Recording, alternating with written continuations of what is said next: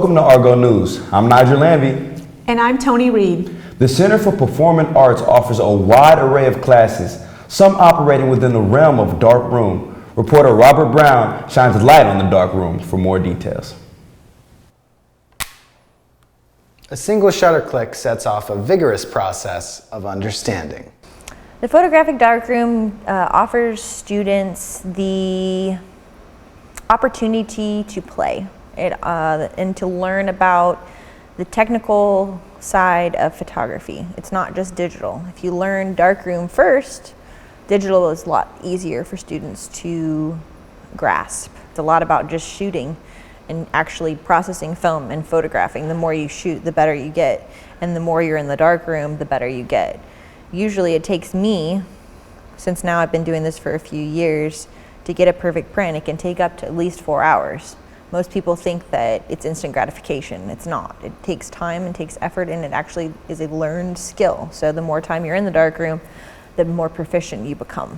And it's an excitement and it's a joy. And I feel like the first time you see a print go into the developer and you see that image come up, if you don't see that, then what is the joy? What are you achieving? And before I got here, there was really not very much darkroom lighting in there. So the lights that we had in there were very dim. And even though we have to have red safe lights in there, I was able to order some more and to be able to improve the lighting situation in there. Fridays are really intense sometimes because I'm the only person here helping students be able to facilitate what they want to achieve. And some days I feel like it's a little above my pay grade, but most days I learn more by helping students and in my own practice of making art by helping students. So the more I help, the more I learn. This widely respected art form encapsulates hours of tedious work into an unspoken fraction of light and space. I'm Robert Brown, reporting for Argo News. UWF's Alpha Phi Alpha fraternity has been making the campus a better place. Tony Reed has more on these striving young men. You've probably seen these guys strolling the yard wearing black and gold, but there's more to these young men than steps and chants. I serve as the spokesperson for the fraternity. I compose the agenda, I make the minutes, I host chapter, I do all of the executive decisions. I put forth motions and then they are voted on by my brothers and then I can pass them. Well, we have our forums like we just had earlier this week. We try to celebrate our black women. We try to bring everybody together and create an inclusive environment because as a race we're so divided. So we're trying to help bring some inclusiveness back into campus and back into the community. Now we are working with, co-sponsoring with a few different organizations. I actually just wrote up a proposal to work with the Campus Activity Board on showing a film, Stomp the Yard, during our Alpha Week. So we just go about everything we want to do it thorough. So when we try to co-sponsor with somebody, we have to give them the who, the what, why, when, and how. So that way it kind of minimizes questions and maximizes their understanding of what we're trying to do. We were trying to get more people registered to vote. I believe we got around 25 people on campus registered to vote, so that can help in the upcoming March election. We have our Alpha Week coming up. We don't have a theme as of yet, but we are working towards one. The first one we're going to do a social, and we're going to be raising money for March of Dimes. Be on the lookout for Alpha Week taking place March 26th through April 1st. I'm Tony Reed reporting for Argo News. Giving criminals popular labels may make their crimes easier to remember, but it can also skew how the public views them. Having a cute nickname is typically a good thing, right? A copycat criminal, in normal parlance, the way we all think about it kind of out in the public when we're just watching television, is someone who takes one of those very dramatic, usually a very violent crime, and says, this seems like something I want to do. I want the attention that I saw this person or these people get, and literally go out and try to recreate, very often in as much detail as they can, exactly what they had earlier seen. When we hear about something that culturally has been around in American folklore, even though somewhat a mix of fact and fiction, such as Bonnie and Clyde, it triggers something within most people of an idea of a young couple fighting against authority and the institution and going out and being independent.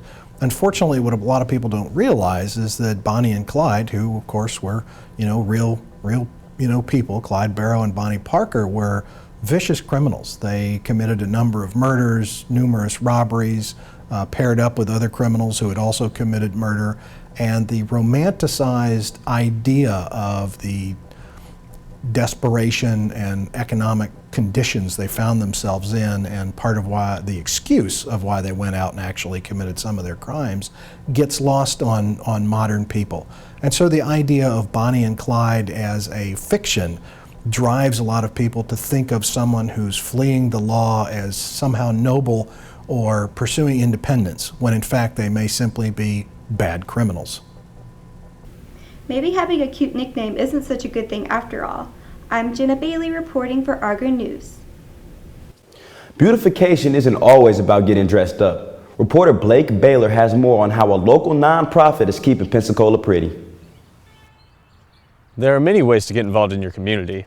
Keep Pensacola Beautiful provides you with a few options. So Keep Pensacola Beautiful has been a nonprofit for about 37 years, and our mission is to empower citizens of Pensacola to take pride in their community, and we do this through individual responsibility empowerment and also neighborhood community cleanup empowerment. So in 2015 alone, we've had about 1,500 volunteers. We've picked up about 700 tires throughout town.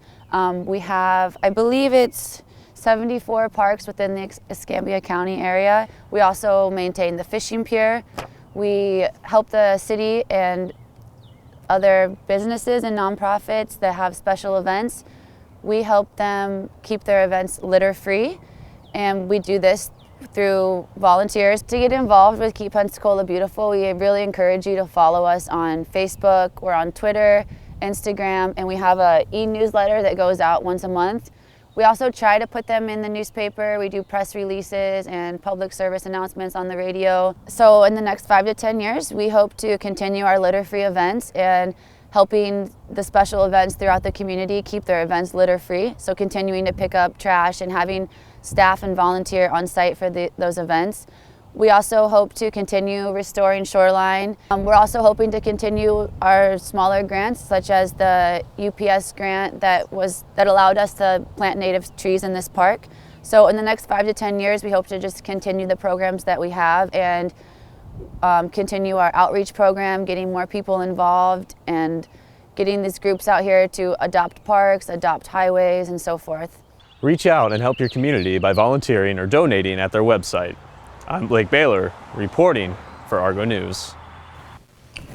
Fencing doesn't often come to mind when talking about UWF sports. Reporter Ian Frost has more information on this forgotten pastime.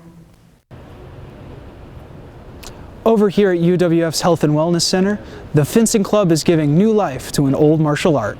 Fencing is just the ability to defend yourself and offend your opponent with a sword. What you see in the movies isn't really fencing, it's stage combat. The intention behind stage combat being it looks cool, but it doesn't actually, is not an actual martial art. Olympic fencing is a little bit closer to what we do. However, we're not really fencing for points per se. We're trying to get closer to the original martial art. What we actually do in the club is historical fencing, and the primary weapon we use is the rapier. We'll go through a couple different exercises, we'll stretch out, we'll do some exercises that are actually specifically to improving things like our lunges and hand-eye coordination. And then we'll go into actual techniques and drills, kind of like a playbook, if you will, on different maneuvers and different things that could happen in a bout. What we've been doing, that has been unlike how the club is before I took over as instructors. We actually have been going and preparing for tournaments. Last November we were at Atlanta for the Southeast Renaissance Fencing Open, in which two of our students placed second and fourth in different events. The primary thing is we want to have fun. If we're not having fun, why are we even here? Why are we even here? Why is this a club? If you'd like to take a stab at fencing, you can check out the club at the UWF Health and Wellness Center Monday and Wednesday, 6 to 8. I'm Ian Frost, reporting for Argo News. The National Panhellenic Council brings students together to serve their community and celebrate the unity that encompasses diversity and brotherhood. Reporter Karina De Gregorio has more on the story. UWF students all over campus are using the month of February to celebrate their love for culture and diversity. NPSC event that we ever had at University of West Florida was in 2011. Basically, we're just trying to reinvent the NPSC council organization, reinvent every NPSC organization on campus, make us kind of like relevant again, make us known that we're here on campus. So it's been, let's say, 5 years since we had an NPSC event. So now this e-board decided this year to bring back NPSC Week. This is why we call it Divine Reinvention 2.0. And then for each event, we have a purpose behind it. So on Sunday, because we know every organization within Divine 9 was founded basically behind it by a religion factor. Every organization of the Divine 9 believe in religion purposes. So we have that every member find a church that you're comfortable and go to it, and then just for that. And then on Monday, which is our community service day, we will basically be collecting water for Flint, Michigan. And then from there, we will be doing that from 12 to 2 p.m. And then from there, we will be heading to Water for Mission to do service. February is month of Black History Month, basically. So we showcase our pride of being Black and showcase basically the history that we have within the Black community. Yeah, we're all here to get a degree to move on in life, but what are the purpose, like what are you living? Join the NPHC as they commemorate some of the most important happenings in history. My name's Karina De Gregorio, reporting for Argo News. If musical activities interest you, then you're in luck. Argo News reporter Robin Medeiros has the details. UWF is hosting its very own University Singers in the Center for Performing Arts. Let's take a look at what goes on behind the scenes. The concert tonight is called Praises, and it's largely psalm settings from the Old Testament, but mixed with a number of other spirituals and hymns and even some secular tunes. But the basic concept is songs that were created or express hope where there is very little hope. Tonight's concert will actually feature nearly 100 singers, 60 from the Pensacola Christian College, which you see behind me, and then 40 from the UWF singers. We're in a unique position right now because many of the UWF singers are in their first semester of choir. And so we started in January, right the first day of school, to get ready for tonight. And that's unusual. Normally I would carry things over from a previous semester, but many of our singers, we added 15 new singers at the new year. Tonight's concert is kind of a preparatory concert for a performance we'll be doing in April at the First Baptist Church, April 18th. We'll be collaborating with an organist, soloists from the Pensacola Opera, a harpist, the Pensacola West Percussion Ensemble, and the choir, and the Pensacola Children's Chorus. So that'll happen in April, and tonight's concert is presenting some of the works that will be presented in April. We have two websites. You can go to uwf.edu/music, or we can visit www.uwfsingers.com, and on that website we have videos and photos and biographies and historical information about the group. For more information on the University Singers, check out the UWF website, look at the music department. I'm Robin Medeiros, reporting for Argo News. What are microplastics and how are they affecting us? Reporter Rebecca Worley has the scoop. Recently, scientists have discovered microplastic in our ocean that could really harm our environment. Microplastics, when I'm talking about microplastics, I'm primarily talking about, there's two kinds, there's primary and secondary. And the secondary plastics are basically the small little pieces that have broken up from larger pieces of plastic. They've been broken down by the sun or chemically broken down, and so then they get into our water bodies. And the microplastics, the primary source, which are the microbeads, they actually they are found in personal care products, things like everything from face wash to mascara to deodorant to a lot of things that we use on our bodies, and they're basically just fillers. But once we wash them off our bodies, they go right into our wastewater stream, and they actually end up eventually into our oceans because they do float. Well, right now there's a federal law that just was passed in December of 2015, signed by President Obama, and it actually is the reduction of the use of microplastics in personal care products, but primarily the things that you wash off your body. And so that law will go into effect in 2017. There's lots of information out there. The 5 Gyres, 5gyres.org is another good organization. You can just Google too, but remember too when you're just Googling that you want to get reliable sources. For more information and to find out what you can do to help, you can go to 5gyres.org. I'm Rebecca Worley reporting for Argo News. For one UWF student, graduating with a degree is Plan B. Niger Lambie has more on this aspiring young man. As infants, we fantasize about being on television. B-Rob explains his calling and why he feels he should be in that position. I would definitely say growing up, I didn't know what I wanted to do. That's the funny part. I didn't know, and I used to be this very mute and quiet kid. So it's kind of ironic that I wanted to do something where I'm talking a lot.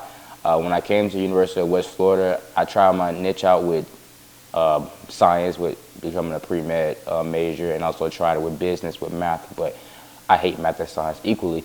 And so I nixed both of those, and I started hosting campus events here and there, and it wasn't until I hosted the Homecoming Pep Rally of 2013 where I really found my love for hosting, and being able to maneuver and entertain a crowd was really like touching. I enjoyed it. Mr. Terrence J, very young cat and humble. You know, back when I was at the park, everyone else speaks about Free and AJ. Yeah, they were great hosts. I won't knock them. But I grew up watching Terrence J. And his story and his struggle story and growing up, you know, in North Carolina and trying out for BET. And that really inspires me. And the guy is so humble and he's so clean. I hope to learn that everything I went through was for a purpose. I hope to learn that I continue to inspire. I hope to learn that I changed someone's life and made them from going down the bad path to the right path. B-Rob is definitely outspoken and has the confidence to become a TV personality. Be on the lookout because he very well may be on your favorite TV show. I'm Niger Lambie, reporter for Argo News. Mental illness is not one that is often discussed, although one Pensacola writer is creating a positive message through music. Shirts such as this one provide information on mental health, although several methods of reaching out to the community about the stigma behind mental health and suicide, one Pensacola local has given the stigma a new tone. Well, The Dream is actually a poem that I wrote the week after my younger brother Junior took his life, and I wrote a poem, and it was just a poem. Been an advocate since then, but it wasn't until 2009 when I met a musician that wanted to write music to the poem. The first CD that we put out was 16 songs, all original music by different musician friends that wanted to be a part of it. And then the second volume kind of became a little more specific, that it was all original music, but it was more people that have been affected by suicide or depression or really wanted to be a part of the movement. So that's kind of the theme that I want to keep with. And I've had other people reaching out to me that have said, I've lost someone, I want to contribute to the next one. And my goal with it is to reach out to bigger named artists that can reach their fan bases. And because, you know, just addiction, suicide, depression is rampant in the music industry. So, you know, what was once a poem is now a song, and something that I can actually play his guitar and sing in public, but it's not really about the music for me, but it's about the message. Each CD, each volume is going to have a different suicide prevention organization attached to it. So the first one was Students for Suicide Awareness, which is now UWF Active Minds, and it was also the Florida Suicide Prevention Coalition that I've been a volunteer with. And the second one has been, the proceeds have gone to the A Hero Foundation, which is to help prevent veteran suicide. Visit the website dreamprojectcd.com for donation links, CD purchases, and more information. I'm Mallie Hartung reporting for Argo News. Students at UWF have an array of talent. Argo News reporter Ben White interviews one student who balances school as well as part-time modeling. Pursuing a career and going to school is a challenge, but finding the right balance is what every student at UWF faces. I got scouted when I was 15, so I started then, took a break, and because I got into athletics, and then just recently my old agent reached back out to me, so he wants to start up again. So probably this summer I'll get right back into it. It's about 2 to 3 years, I think. I think every girl had the dream about being a Victoria's Secret model, because I know I did, but I think more or less it was a hobby then. If I could turn it into a career, I would absolutely do so, but until a big opportunity like that comes along, then probably just a hobby. Because I work full-time and go to school and do this on the side, so anytime free time I have, like on the weekends, I dedicate it to that and trying to just make my portfolio stronger or reach out to different agencies so you can get scouted. It's a whole process, but it's hard to balance it. You just gotta be dedicated to it. My dad wasn't at first because I did have more of a risque shoot when I was 17. And that was hard for him. But I think my mom has always supported me. My dad's like, if that's what you want to do, that's what you want to do. So now they support me more or less because I'm an adult, but for the most part, yeah. For a photographer's standpoint, just always be positive and be uplifting because it's super hard as a model. If you don't connect with a photographer, you're never gonna get a good shot. And for girls that are aspiring to do that, you have to have confidence. You have to be confident in what you're producing and enjoy what you're doing or it's never gonna get the shot, so. My ultimate goal would be probably to be a Victoria's Secret model. I mean, who wouldn't? But I think if I could make a career out of it where I made a steady flow of money and had gigs all around the world, then that'd be awesome. But until then, we'll just see where it goes.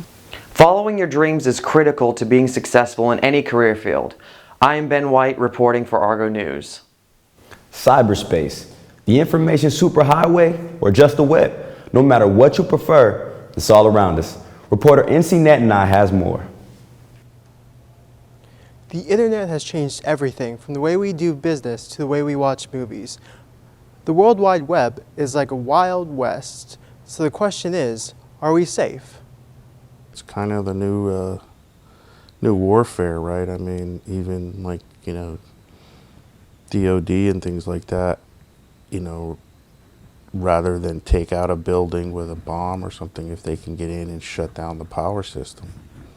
It's easier, cleaner, and it accomplishes almost the same thing. So, sure, I mean, I don't see it going away. I think it's going to probably become more prevalent of a problem. Kind of the concept that everybody talks about is if you're a defender, you've got to defend 100% of the time. You got to be correct. And whereas if I'm trying to attack you or get in, I just got to find that one little hole to sneak through and get in, and then figure out what to do from there. So, you know, it's kind of tilted towards the attacker. So that's going to be a very difficult hole to plug. Sometimes I equate it to like if you have a house and you want it, is it feasible to keep every insect out of your house? I mean, you can certainly do things to prevent them and mitigate them from coming in, but if you thought about how would I keep every single insect from ever getting into my house, it would be an impossible task almost. And that's kind of the idea with this. There's just so many places to come in, so many different ways. You know, as you know, the mousetrap gets tougher, the mice get smarter with social engineering and all that kind of stuff. The cyber world is the latest in the technological arms race. This Friday, the Cyber Patriot Regional Competition prepares our youth with the tools they need to face the challenges of the future. I'm NC Netzenai, reporting for Argo News. One UWF organization is taking a different approach to encourage entertainment. Greg Hartun has more on this UWF After School Club. With the burdens of academics weighing heavily upon students here at UWF, the Video Game Alliance is hoping to ease some of those burdens with some playtime. The university having a video game club such as Video Game Alliance is really helpful, I think, in allowing people to come together in a place that where they feel comfortable around people that are doing the same things they are. So it helps to bring them out. You know, they might be in their shell or something, and it'll kind of open them up. So each week we try to throw it up a little bit by introducing a new game of the week, or we also call it scoreboard. So what Scoreboard is a tournament that happens throughout the entire semester. And so we have a new game each week, and we have a tournament going on. And whoever wins the most games of the week or the scoreboard of the week gets the trophy at the end of the semester. We have a event coming up called Mega Play. It's going to be held on March 5th.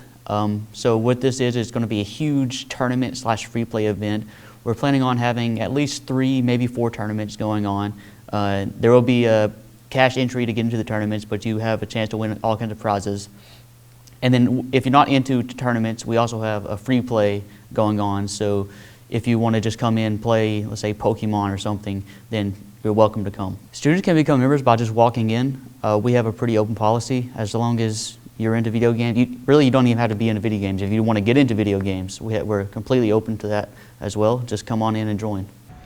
Whether you rock the Xbox or handle a handheld, the Video Game Alliance is certain to accommodate your inner geek. I'm Greg Hartung, reporting for Argo News.